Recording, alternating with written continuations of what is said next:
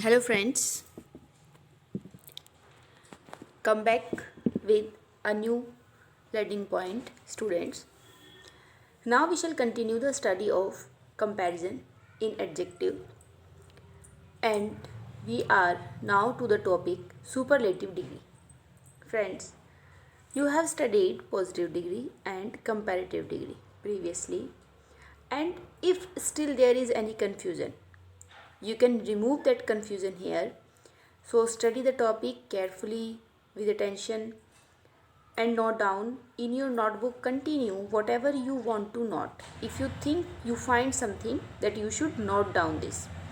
Students, you are studying in senior classes, and after this a lot of you, and I can say all of you, will face competition.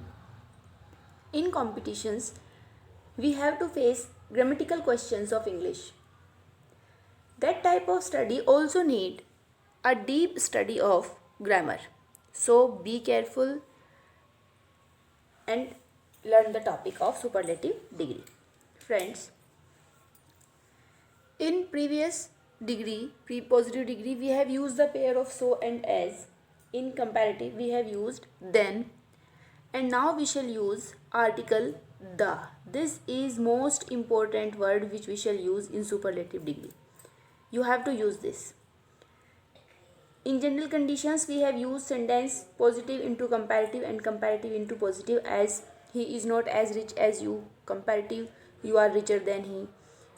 इस type के sentences यहाँ पर हम change नहीं करेंगे. We shall direct come to the topic. If there is comparison in the sentence means thing और person is compared to the same category of that thing and that are more than one, then you have to use one of with article the. The is compulsory in both of these forms, whether it is with comparison or whether it is without comparison. You have to use the. One of is additional with the. In positive we have used no other in the condition without comparison. In comparative, any other. In positive, comparison with very few, and comparative, most other. Now we are using one of the. One of the को आप use करेंगे very few and most other को replacement के लिए. For example, very few dramatists are so good as Kalidas. ये positive degree का sentence है, and you can recognize this very easily because you have used first of all very few in positive degree, and if not, then basic form of adjective.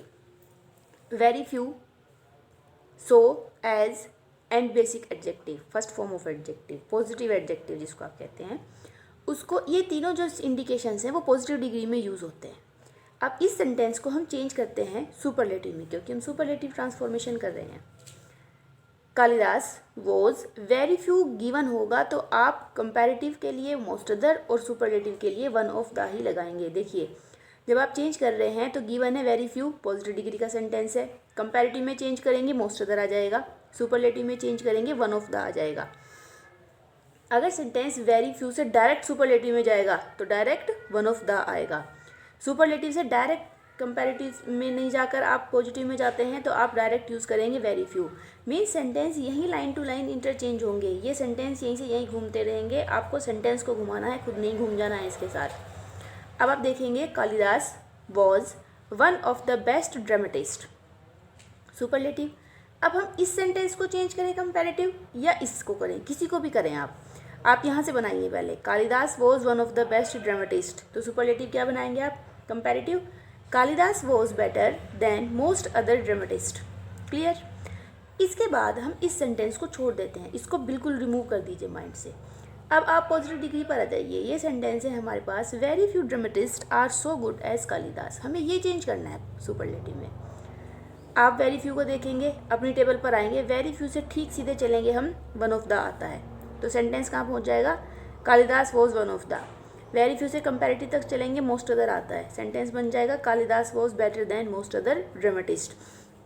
आप sentence को यहाँ positive to comparative, comparative to superlative, superlative to comparative, comparative to positive, positive to superlative और superlative to positive, किसी भी point पर घुमा लीजिए, answer इन्हीं तीनों में रहेगा.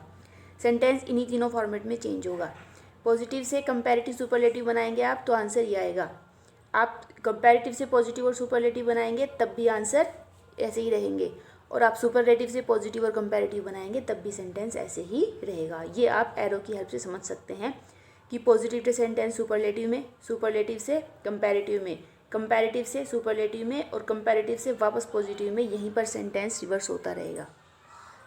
अब सेकंड कंडीशन है, if there is no comparison in the sentence, वाक्य में वस्तु या व्यक्ति की कोई तुलना नहीं हो रही है, that is the best in their category, then what you have to do, the with superlative form of adjective.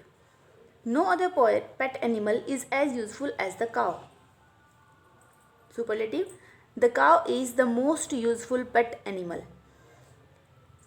अब ये सेंटेंस हमने नो अदर को रिप्लेस किया है, ये देखेंगे यहाँ नो अदर से कंपैरेटिव में जाएंगे एनी अदर, सुपरलेटिव में जाएंगे द प्लस एडजेक्टिव, सुपरलेटिव से रिवर्स आएंगे कंपैरेटिव में एनी अदर, रिवर्स जाएंगे पॉजिटिव में नो अदर।